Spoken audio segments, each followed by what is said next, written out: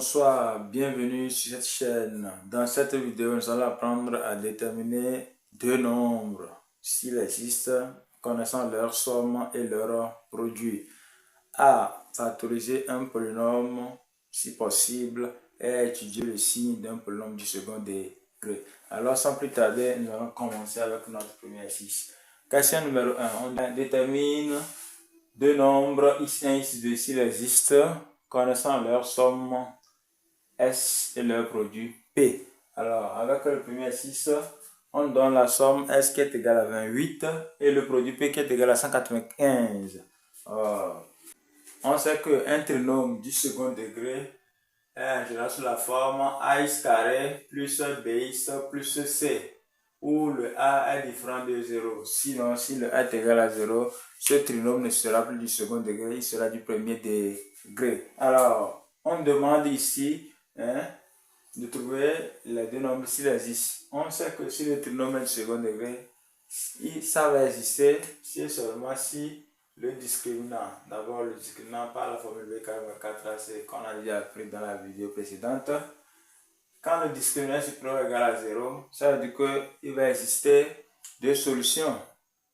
Bon, deux solutions. Quand le discriminant est supérieur à 0, on aura deux solutions distinctes. Mais quand le discriminant sera égal à 0, on aura une solution double. Alors, dans ce cas, alors, la somme et le produit se calculent de quelle manière? Par la formule S égale à moins B sur A. Et le produit est égal à C sur A. Le produit est égal à C sur A. Quand est-ce que maintenant cette donnée va exister? Cette donnée va exister, c'est seulement si la somme au carré, moins 4P existe, est supérieure ou égale à 0. Donc nous allons d'abord commencer par calculer la somme, par cette formule, avec la somme S et le produit P qu'on nous a donné. Nous allons utiliser cette formule pour voir est-ce que c'est supérieur ou bien c'est égal à 0. Alors on y va. S carré.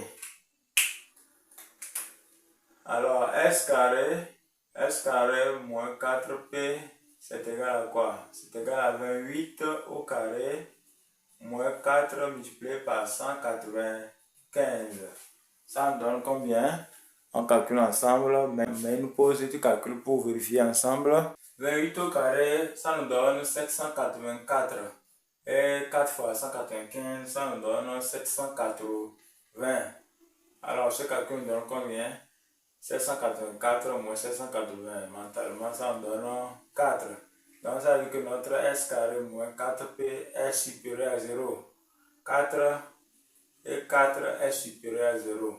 Donc ça veut dire que nos deux nombres réels là existent. Alors si ces deux nombres là existent, ça veut dire qu'ils vont vérifier cette équation qui se met sous la forme x carré moins sx plus p égale à 0. Si s carré moins 4p est supérieur ou égal à 0, ça veut dire que les deux nombres réels vérifient l'équation x carré moins sx plus p égale à 0. Mon s ici c'est la somme qu'on m'a donnée et mon p c'est le produit qu'on m'a donné. Donc c'est une formule qu'on doit recevoir au cours. Donc tu dois la connaître. Quand S carré, c'est-à-dire la somme au carré moins le produit multiplié par 4, quand la somme au carré moins 4 fois le produit est supérieur ou égal à, c'est-à-dire il est positif ou bien il est nul, alors ça veut dire que ça vérifie l'équation x carré moins s6 plus p égale à 0. Donc on va ensemble résoudre. Donc les nombres existent, ou bien on dit ces nombres existent et vérifie l'équation et vérifie x carré moins sx plus p égale à quoi? 0. Donc ça fait quoi? X carré moins 28x plus 195 égale 0. Alors nous avons en face de nous une équation du second degré. Nous allons commencer par le discriminant. Le discriminant, la formule c'est b carré moins 4ac, n'est-ce pas? B carré moins 4ac. Mon b, c'est le coefficient qui multiplie le monôme de degré 1. Mon a, c'est le coefficient qui multiplie mon monôme de degré 2. Et mon c, c'est mon coefficient de degré 0. C'est-à-dire mon monôme de degré 0 qui est encore le nombre qui s'ajoute. Alors, donc, automatiquement, quand on voit bien, ça respecte encore la même chose. Donc, le b ici, c'est combien? Ça fait moins 28 au carré, moins 4a. A, c'est 1, c. Et vous allez voir que celui qui remarque bien, ça doit redonner encore la même chose ici. Ça me donne encore 784 moins 8, c'est la même chose. Moins combien? 780. Donc, le discriminant de cette équation donne toujours encore S carré moins 4P qu'on t'a demandé depuis où. Qu'on a pour vérifier pour voir si réellement ces deux nombres existent. Puisque si jamais, après calcul, on trouve un nombre négatif, on ne va plus évoluer ici. Donc, ça veut dire que ces deux nombres-là n'existent pas. Donc, je trouve combien? 4. La racine de discriminant me donne combien? Ça fait combien? 2. Là, la quantité, c'est là pour t'aider. Alors, nous allons chercher X1, X2. Nous allons chercher X1, X2. Moins X1 égale à quoi? Moins B. Donc, on va aller directement, on ne va plus poser la formule. Moins B. Le B ici, c'est moins 28. Le moins ici, ça fait 28.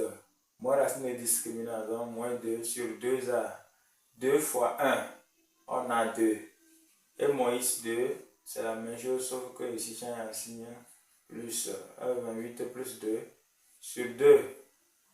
Ici, 28 moins 2, 26 divisé par 2, on trouve 13. Donc, X1 égale à 13. Ici, X2 égale à combien? 28 plus 2, 30. 30 divisé par 2, on trouve combien? 15. Donc, ces deux nombres vérifient. C'est-à-dire ces deux nombres-là existent et ils sont 13 et 15. Ce qui veut dire que c'est la somme de 13 et 15 qui nous donne 28. C'est le produit de 13 fois 15 qui nous donne 195. Voilà. Donc, on vient de terminer avec la question petit a de notre exercice numéro 1. Nous allons continuer avec la question petit b, où on donne la somme qui est égale à 14 et le produit qui est égal à 851. Alors, avant que ces deux nombres-là existent, il faut que ça vérifie d'abord la formule. Il faut que S carré moins 4P soit d'abord supérieur ou nul. Alors, on y va. S carré, c'est la somme ça. S au carré moins 4P, c'est égal à quoi? C'est égal à 14 au carré moins 4 multiplié par 851. 14 au carré nous donne 196. Et 4 fois 851 nous donne 3404. Alors après soustraction, on a moins 3208. Qu'est-ce que nous remarquons? Nous remarquons que moins 3208 est inférieur à 0. Ce qui veut dire que ces deux nombres-là n'existent pas parce que S carré moins 4P n'est pas supérieur ou nul. Alors automatiquement, on ne va plus avancer. Ça veut dire que ça ne va plus vérifier une équation. Ça va plus vérifier l'équation S carré moins S6 plus P. Ça s'arrête là. Ça veut dire que ces deux nombres-là n'existent pas. Ces deux nombres n'existent pas. Pourquoi? Parce que S carré moins 4P n'est pas positif ou nul. Alors on passe à la question numéro 2. On demande de factoriser si possible les fonctions polynômes du second degré. Alors, voilà le premier valeur de x est égal à s carré moins s, x carré moins 6, x carré moins 6, x plus 5. Nous allons commencer par faire quoi? Nous avons en face de nous un polynôme du second degré. Alors nous allons commencer par le discriminant pour voir est-ce qu'on peut le factoriser ou pas. Alors, le discriminant de ça là nous donne quoi? Le discriminant là nous donne b carré. Le b ici c'est moins 6 au carré moins 4a, ac qui est 5. Moins 6 au carré ça fait combien? Ça fait 36. 4 fois 5 ça fait combien? Ça fait 20. 36 moins 20, on trouve 16. Donc notre discriminant est supérieur à 0. Ce qui veut dire que la racine du discriminant est égale à quoi? 4. Alors si on me demande de factoriser. Quand le discriminant me donne un nombre positif ou nul, alors je peux factoriser. Alors, je vais commencer par chercher x1, x2. Alors, x1, ça fait moins b, moins racine de discriminant sur 2a. La formule est déjà là. Moins b, moins racine de discriminant sur 2a. Alors, moins b, donc, on va toujours rappeler. x1, ça fait moins. Bon, pas forcément ici, ça fait 10 vice versa. x1, ça fait moins b, moins racine de discriminant sur 2a. C'est la formule. Et x2, c'est moins b plus racine carrée de discriminant sur 2a toujours. Donc, c'est toujours divisé par 2a, 2a. Alors, donc, mon b là-bas, c'est quoi? C'est ça ici. Donc, le moins là, ça fait 6 plus, premièrement, moins d'abord, moins racine de discriminant, moins 4 sur 2a. A, c'est 1. Donc, 2 fois 1, ça fait 2. Et à côté, je mets x2. Ça me donne quoi? 6 plus 4 sur 2 également. Ici, j'ai 6 moins 4, il me reste 2 sur 2. Et ici, x2, 6 plus 4, ça fait 10 sur 2. Je trouve x1 qui est égal à 1, je trouve x2 qui est égal à 5. Et comme je peux factoriser mon polynôme du second degré, puisque le dictionnaire est supérieur à 0. Voilà x1, voilà x2. Comment factoriser alors? La formule est là toujours. Quand un polynôme du second degré est factorisable, on sait que la formule, quand le dictionnaire est supérieur à 0, c'est a facteur de x moins x1 facteur de x moins x2, n'est-ce pas? Donc ici, voilà, x. Donc, notre variable ici, c'est x. Si demain c'est t, donc on va mettre t moins t1, facteur de t moins t2.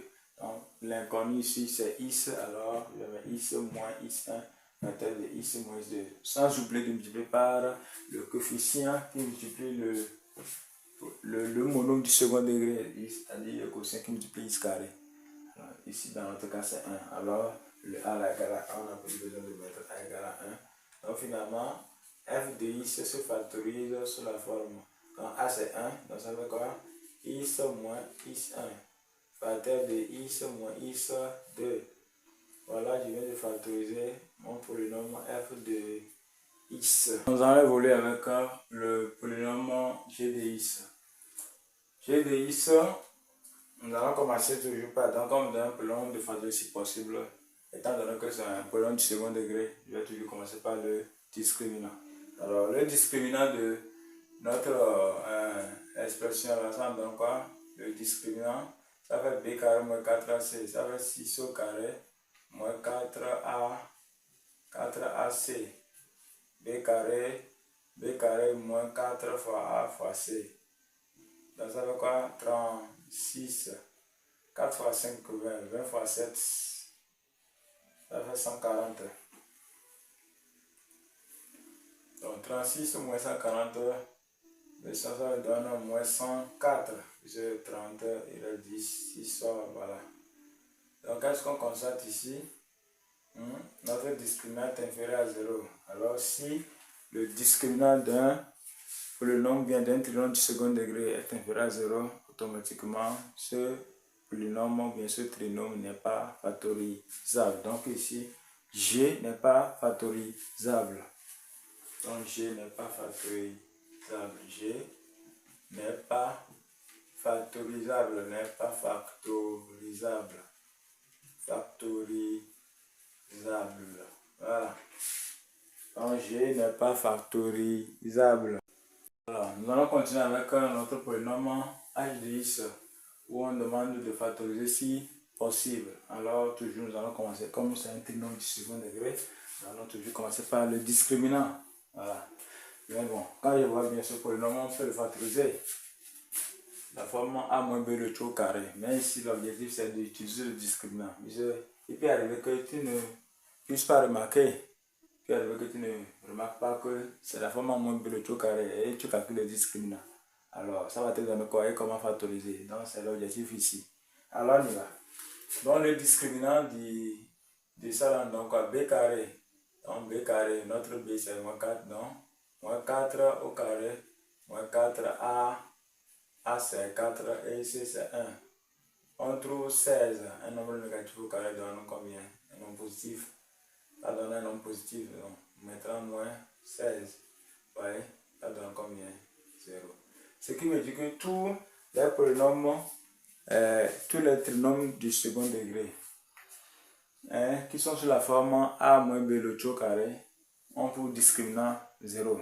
Donc tout polynôme qui peut être factorisable simplement par la forme a moins b le tout au carré ou bien a plus b le tout au carré aura toujours comme discriminant 0. Mais ici, on va utiliser ça pour comment factoriser. Alors, quand j'ai un discriminant qui est égal à 0, alors on a une solution double. Comme c'est, on a la solution double qui est souvent notée 0, moins b sur 2a, étant donné que la partie moins la racine discriminant vaut 0, il part.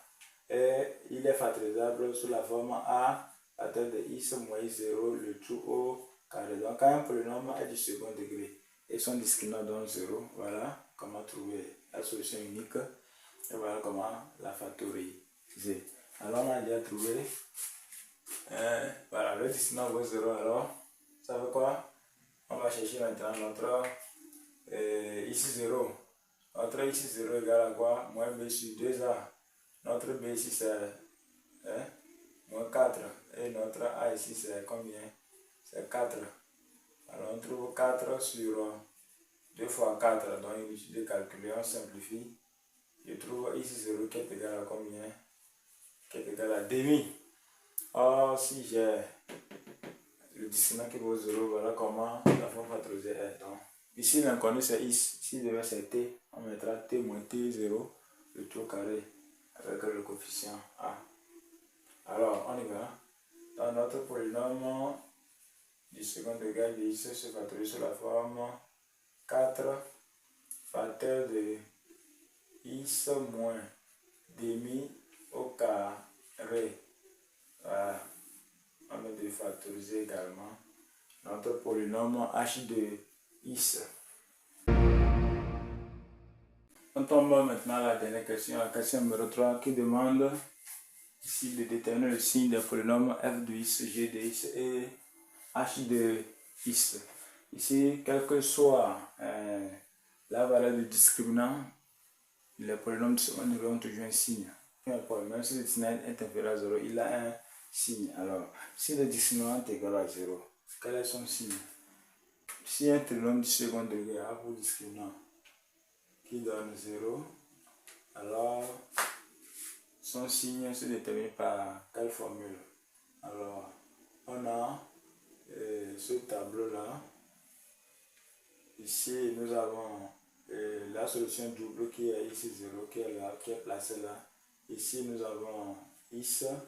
Ici, nous avons, bon, ici, notre fonction, bon, supposons que c'est f de x ici. Ici, nous avons moins l'infini. Ici, nous avons plus l'infini. Et ici, on a le même signe. Et quel signe on a ici? C'est le signe de A. Parce que si vraiment le signe est égal à 0, on voit qu'on a une solution double. Et on a A facteur de x moins 0, le tout au carré. Donc, la quantité au carré est toujours positive. Donc, c'est le signe de A. Donc, ici, c'est le signe de A. Ici également, signe de A. Alors, ça, c'est quand le discriminant est égal à 0.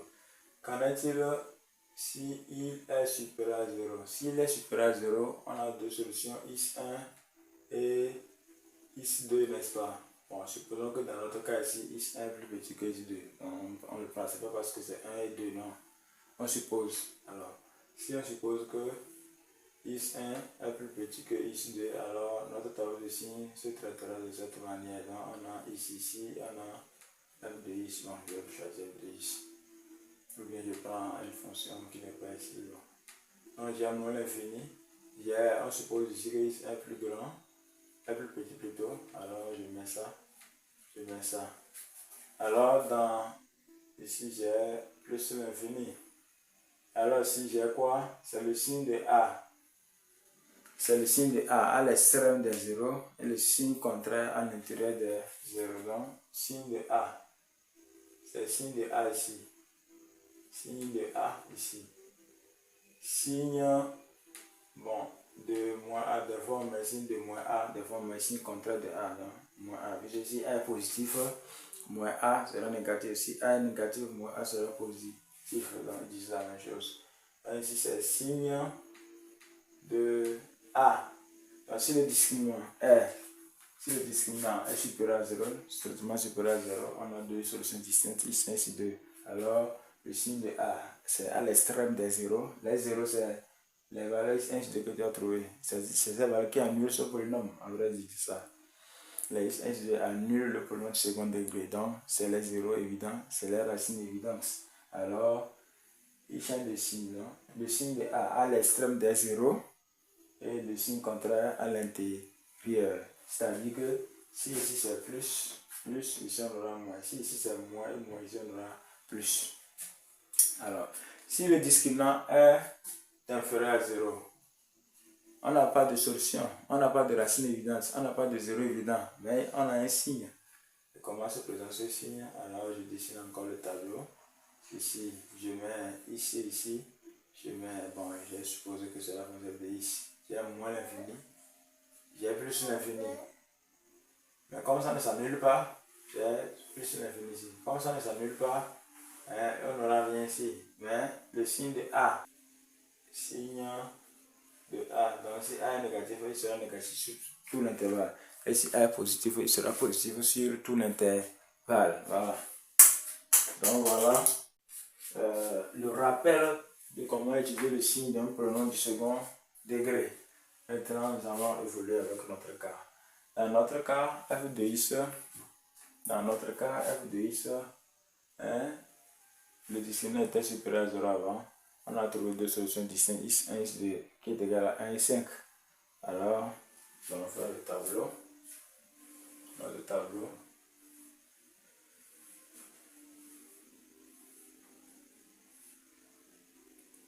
J'ai x ici, j'ai f de x. J'ai moins l'infini, j'ai plus l'infini. J'ai 1, j'ai 2. Voilà, cela ne veut pas dire que le x1 est toujours plus petit que x2. Toujours non, ça dépend de comment tu as placé ton x1. Ton x1 peut être plus premièrement ou bien moins. Bon, ça dépend des valeurs, des expressions, non? Ça varie, donc c'est pas forcément que c'est le 1 qui est toujours inférieur au x2, non. Donc, il suffit de remarquer toi-même, tu vois les valeurs, tu vas placer du plus petit au plus grand dans le tableau. Alors, comme le discriminant est supérieur à 0 ici, alors on a signe de A à l'extrême des 0. Notre A c'est plus 1. Donc, son signe c'est plus, et ici c'est moins. Donc, je ne vais pas m'arrêter là. Quand on dit d'étudier le signe d'un polynôme du second degré, ou bien d'étudier le signe d'une fonction polynôme, donc en général, qu'est-ce qu'on fait? On discute sur les intervalles, là où il est négatif, là où il est positif. Alors, on évolue avec le signe maintenant.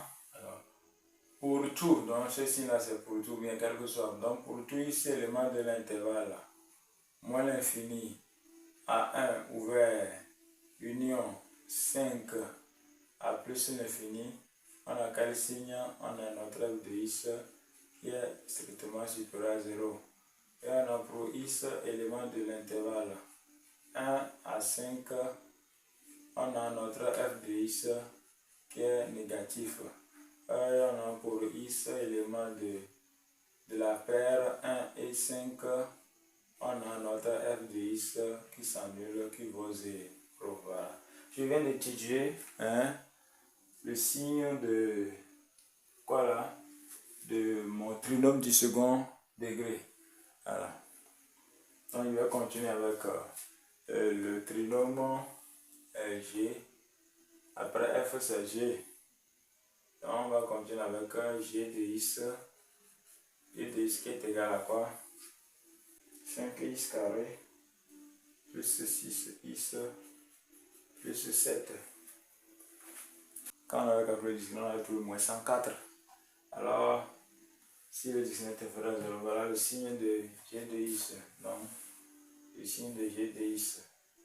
Donc, on a ici moins l'infini, plus l'infini. J'ai ici et j'ai 2 ici là. Alors, comme il ne s'annule pas, il y a rien. Donc, le signe de A, c'est 5. Donc, ça veut dire que quelles que soient les valeurs de x dans l'ensemble des nombres réels, j'ai dit c'est toujours supérieur à 0. Donc, ça se voit. Peu importe la valeur qu'on va prendre, sera supérieur à 0. Voilà. Donc, quel que soit x, élément de R, jusqu'à moins l'infini à plus l'infini, c'est l'ensemble des nombres réels. Ou bien je peux écrire sous forme d'intervalle. Donc, on va écrire. Donc, moins l'infini à plus l'infini, notre g de x ne s'annule pas, il est strictement positif. Si c'est négatif, il sera strictement négatif. On va évoluer maintenant avec le h de x. Le discriminant avant, on avait trouvé combien dans la question précédente? Dans la question précédente, on avait trouvé le discriminant qui est égal à 0. Et on a trouvé une solution double x0 qui est égal à 1 sur 2.